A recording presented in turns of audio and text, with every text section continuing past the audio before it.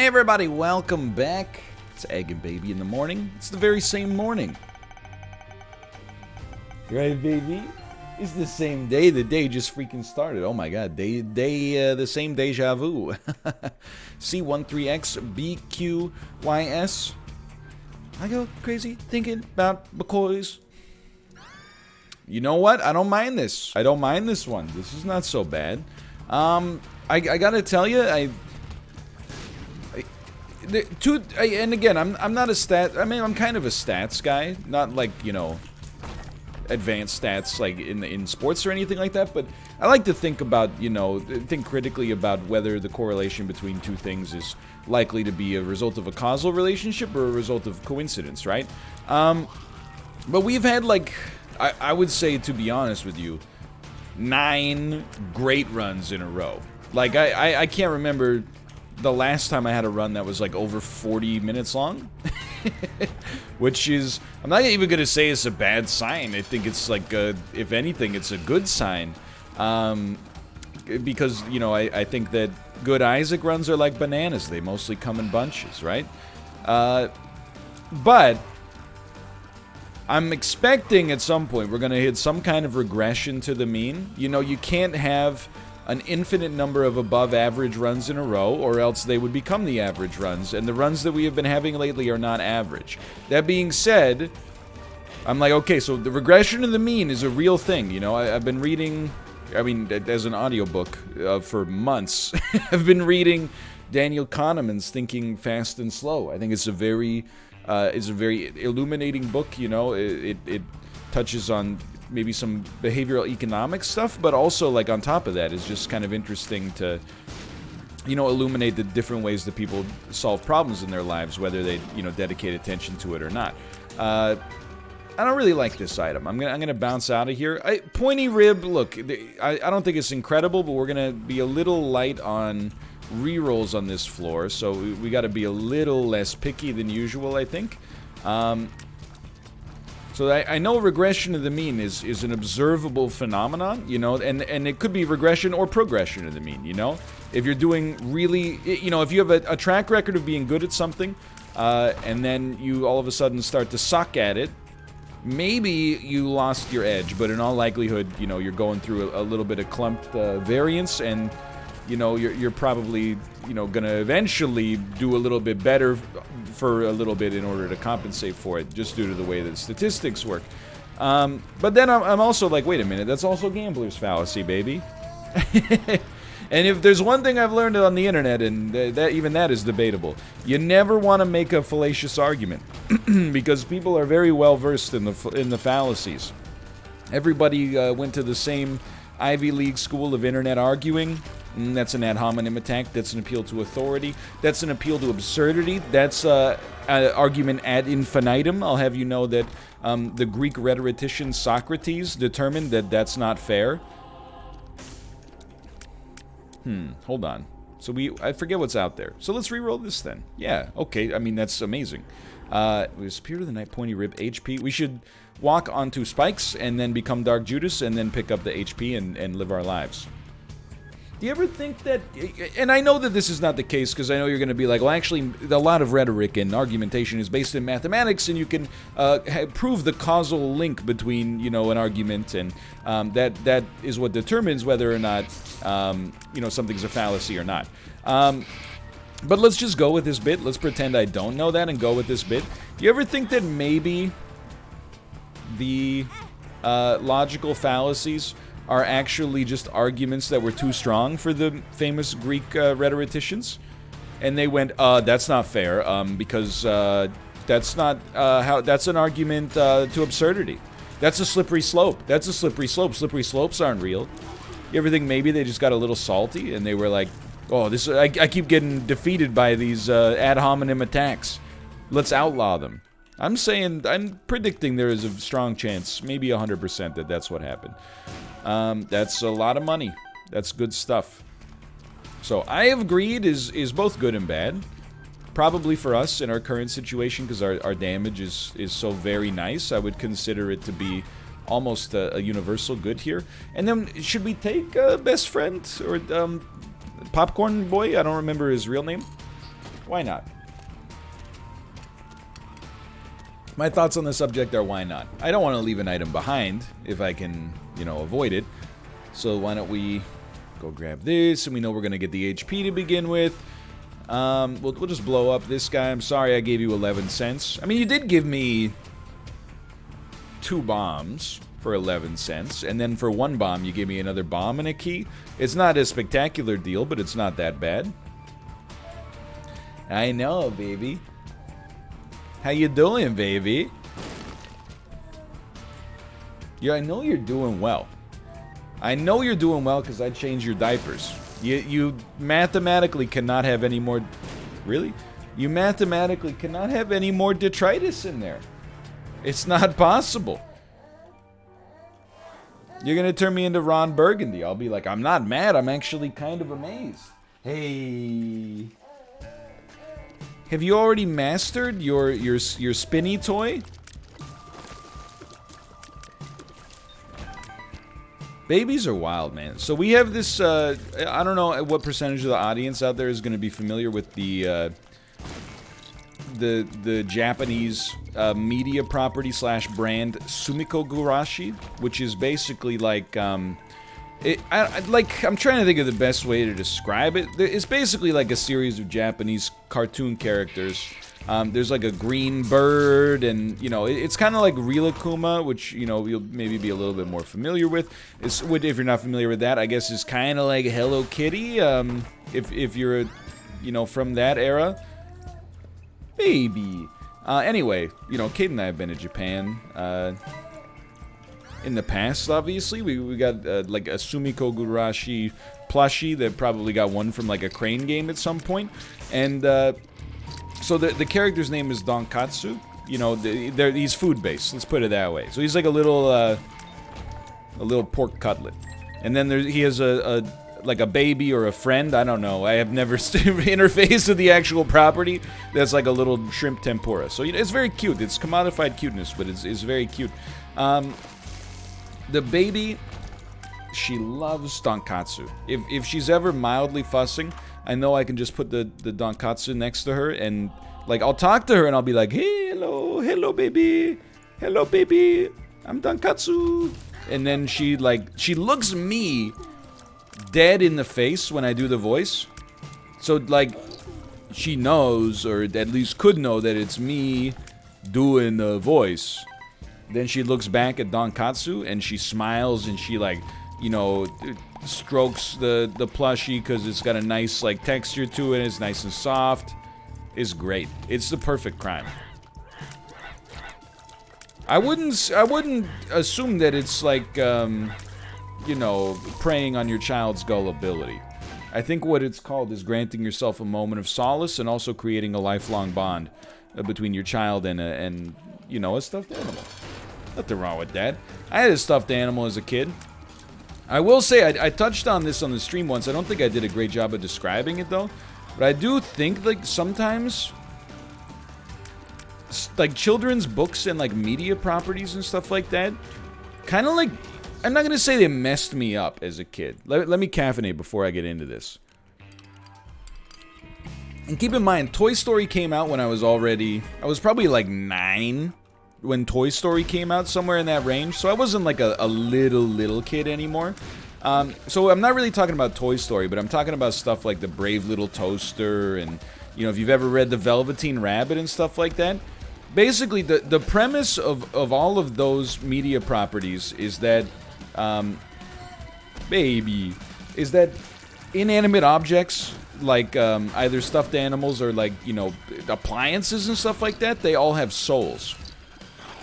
So, you know, and they're like, not only can they be destroyed and, like, you know, die, but then also, like, they feel bad. I'm not saying that that's contributed to, like, any kind of, like, hoarding fascination or obsession or compulsion. I'm just saying that, like, even as a kid, I would be like, I don't want to, even if something was, like, destroyed or whatever, I would, like, play with some toys out of guilt, because I'd be like, oh, this crappy toy, I haven't played with it in forever. When I leave the room, they're probably coming to life, and he's, like, you know, bawling his eyes out. It's kind of, I mean, I think it taught me some degree of empathy, maybe, as well, but it's also kind of, I had like a complex about it as a kid for sure. It's like I felt like I had an obligation to play with literally, you know, every single toy just so that they didn't, you know, go to the junkyard and, you know, I mean, if you've ever seen the Brave Little Toaster, you get the idea. I think it kind of messed me up, man. Like, I think there's definitely, like, the counter-argument for sure is, like, you don't want to just be buying things and then throwing them away. But I think, you know, there's a, for me at least, there's a happy medium. You know, I'm not a minimalist. I think that I could be, honestly, but I'm not a minimalist for, like, aesthetic reasons, even at heart. It would be exclusively for, like, you know, life-simplifying reasons. Sometimes I don't know that much about the minimalist culture, but it seems like some of it is motivated by, you know, frugalness, which is cool, and some of it is motivated by, you know, aesthetics and design and stuff like that. Like, usually when somebody has a, you know, if they're like, I'm a minimalist, their apartment looks nice. You know, it doesn't look like it's just, you know, like a cardboard box with a TV on top of it, and then a folding chair in the middle of the room. Which again is probably, I don't know, at 32 that isn't how I would live now. If I were single, but at 27, yeah, I would be the guy with the. I think I would be the guy with the folding chair, and then I don't know. At that point, maybe I would have a TV stand. Well, I don't know. I can't put myself back in the shoes of 2015. It was so long ago now. I think I would be one of those minimalists. It's actually a very clutch item right there. I would be one of those minimalists who's just like, yeah, I only have like 2 plates because then like I force myself to do the dishes at all times. I think it's something I look forward to. You know, I enjoy that kind of idea. And we honestly we don't live like too maximally here. We might have like 6 plates. But occasionally, you know, it was pre-pandemic at least. If my parents were in town, we'd have Kate's parents over for dinner, and there's 6 people right there. But I forgot how I got onto this. I was talking about the baby, and then I was talking about... Oh, yeah, like, okay, disposable culture. I honestly, there's a lot of things wrong with me. I don't consider myself a perfect person. I consider myself a work in progress at all times, you know? I think it's a healthy attitude. As soon as you're like, nah, I'm good, then I don't want to improve anymore. I think that's kind of where, you know, you can start going wrong for sure. I think it's always, you know, a constant ambition to, you know, to grow. But I really do think that one of the avenues I have sorted out in my life is the accumulation of possessions. I buy very little physical objects. I'm not saying I spend no money. That would be dishonest. 34 keys and no money? Excuse me, how does this happen? I'm not saying I got no money, or I spend no money. That would not be apt. However, I don't typically buy things that you, like, keep in a home and either, you know, display or use as a tool or whatever. I don't buy clothes very often. You know, I talked about how I bought, you know, like for the first time since the pandemic started, I went into H&M and bought like 4 pairs of pants. And that's, you know, that's it for me for hopefully a year, although one of them's already busted.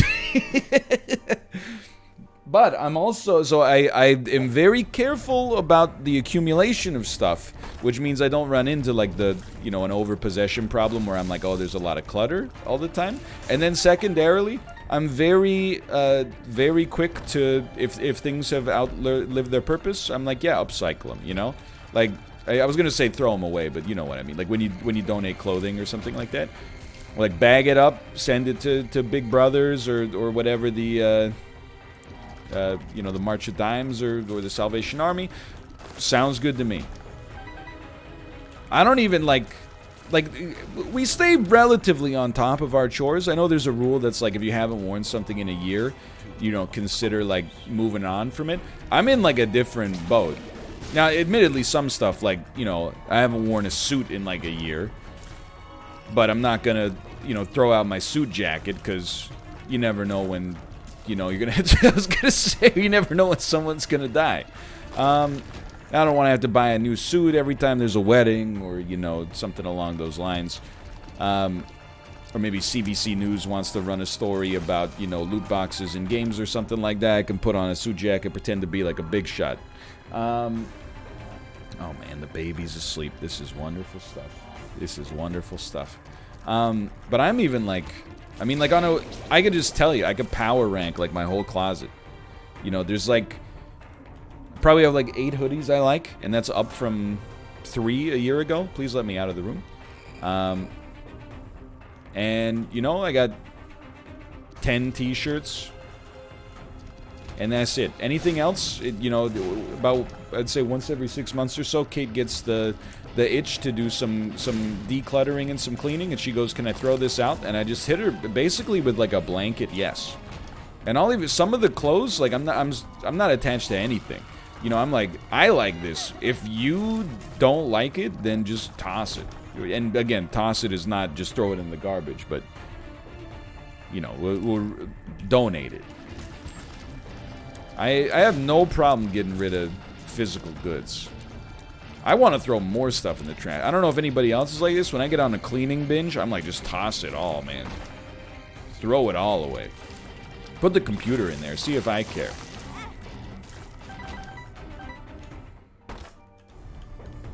It's a long floor. I'm not worried about where we stand here, because we got a very easy road to victory, and stuff like Demon Baby helps us out. This would be a good floor to actually get some money, reroll machine on the shop, buy some spirit hearts, and just basically get ready for the long winter, you know, on the next floor. Anyway, that's my thoughts on that stuff. I don't know if I mean, I'm pretty sure that, like, if you ever watch Hoarders, it's very sad. Nobody's like, I don't know, I just watched The Brave Little Toaster and then I didn't want to throw away these old newspapers anymore. It's always like, yeah, you know, I had the history of kind of like mental health stuff, and then I had, you know, like a traumatic experience. I had a car accident and a divorce within like a month, and things have just kind of never been the same. But for me as a kid, it was The Brave Little Toaster. I was weirdly, like, I was a sensitive kid, for sure. Like, I used to be the kid, you know, like, if you wanted, like, a hot toy or something like that. I don't know if this situation ever happened, but I remember thinking about it a lot. Like, if I remember playing the situation out in my head, like, oh, if I went to Toys R Us and there's only one copy of, like, Pokemon left, I'm not gonna buy it, because I don't want the next kid that comes into Toys R Us looking for Pokemon to be sad that it's not there. Now, that is empathetic and sensitive, but also, like, you know, that's not your responsibility. That's a little over aggressive for sure. Not over aggressive, over, I don't know, thinking it. No doubt about that. 2020, also incredible here, of course. We can fight the first boss. Meanwhile, there's like, you know, people my age that if they went to like a Target and they had Pokemon, and this is not, I'm not saying this is Sinvicta, and I'm only saying that because people are going to be like, he's talking about Sinvicta. No, I mean, I don't know, maybe, but, I mean, I'm not talking about Sinvicta, I'm just saying maybe he would do it. And you know what? It's, if he's not going to do it, Logan Paul will probably do it, so more power to him. But, you know, if they went into Target and saw that there were, like, Pokemon packs, they would, you know, be like, oh, you know what, I'm going to buy out all, like, you know, $750 worth of inventory that they have. And, you know, if somebody says, oh, what about the little kids who want the cards? You remember that classic Michael Jordan quote? Let me out of the room, please. That's not the Michael Jordan quote. I would leave a couple of packs.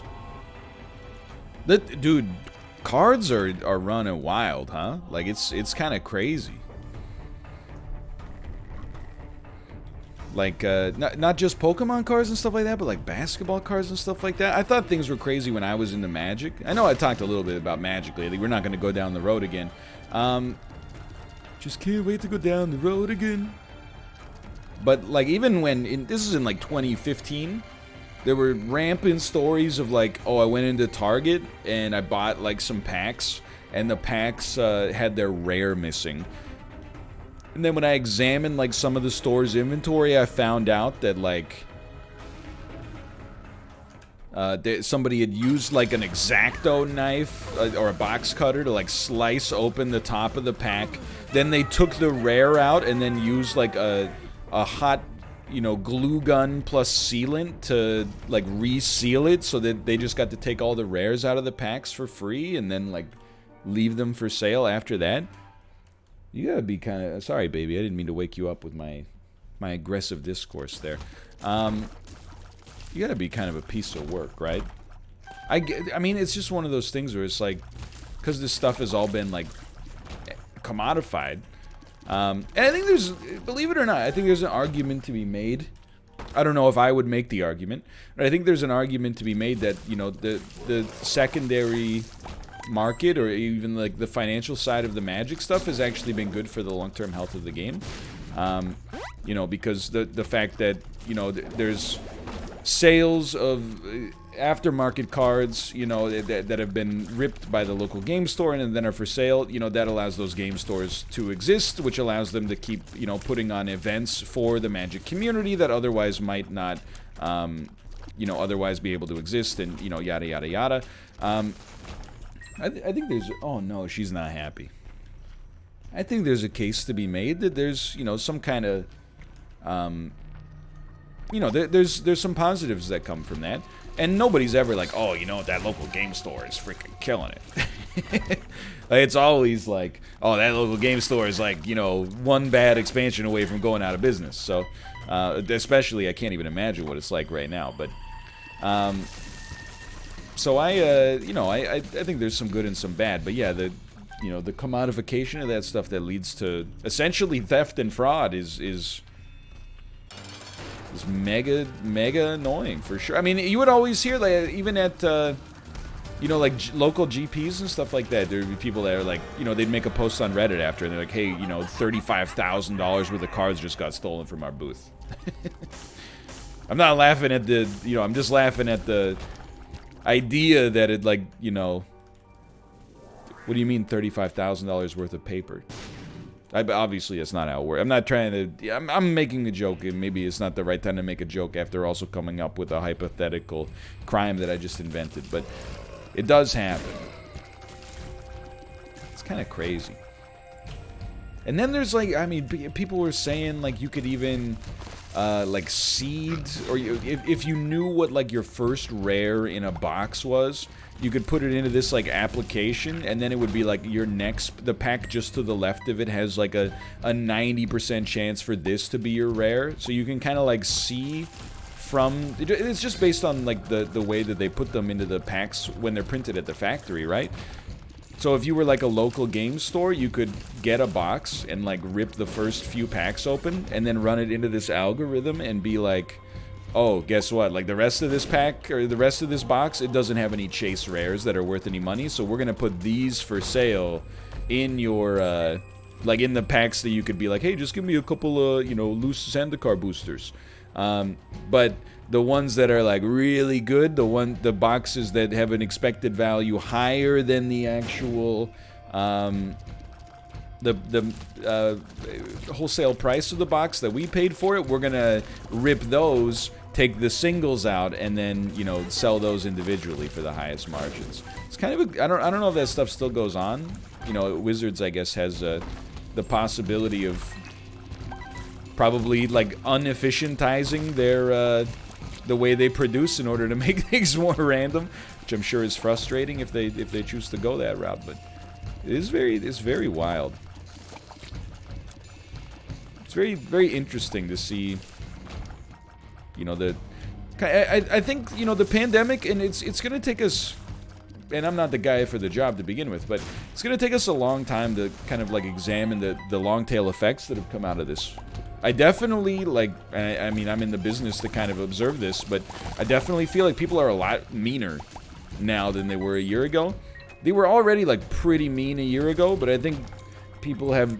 It's taken a toll on people's mental health, for sure, and they're inside more often. So they're, like, less happy, and then also, you know, there's no avenue for them to, like, be offline, so they're online all the time, and they're, you know, people are being kind of rude, you know. I'm not necessarily complaining about it. There's days where I do worse and days where I do better with that sort of stuff, but I feel like I personally have seen an uptick in kind of like in online rudeness, but then there's also like, I feel like there's like industry effects, right? Like I feel like investing obviously has gone freaking wild, and there's other catalysts at work there. One of them is, you know, people, you know, the rise of like zero commission brokerages like Robinhood and stuff like that. And then the other thing is like the GME stuff pulled tens of millions of people in, and you know, and then it's just people are like, you know, I think people are bored. They're looking for new stuff. So it's, you know, it doesn't surprise me that, you know, Pokemon cards and, you know, other collectible stuff, sports cards like that are having like you know, they're going like 5x annually or something like that. Like it is weird, but I mean, it's kind of weird times. I think there's going to be a lot of, you know, I don't really want to, you know, sometimes people will say like, oh, I can't wait to like watch the movie about this thing that we're living in. Which, by the way, I think is kind of a valid reaction to things. You might think like, why would you have to watch the movie when you're living it? Well, because like, I don't know, I hate to say it, but like, living, and again, this is a privileged take, I apologize in advance.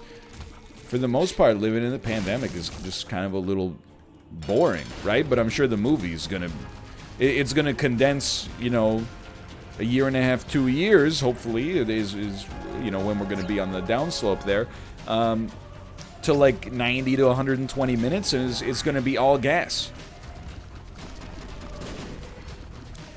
You know, and when you're actually living it, it's a lot of like, what do you want to eat for dinner tonight? I don't know. How about you? You know? No, I don't really want to grocery shop because I'm worried about, you know, catching a virus.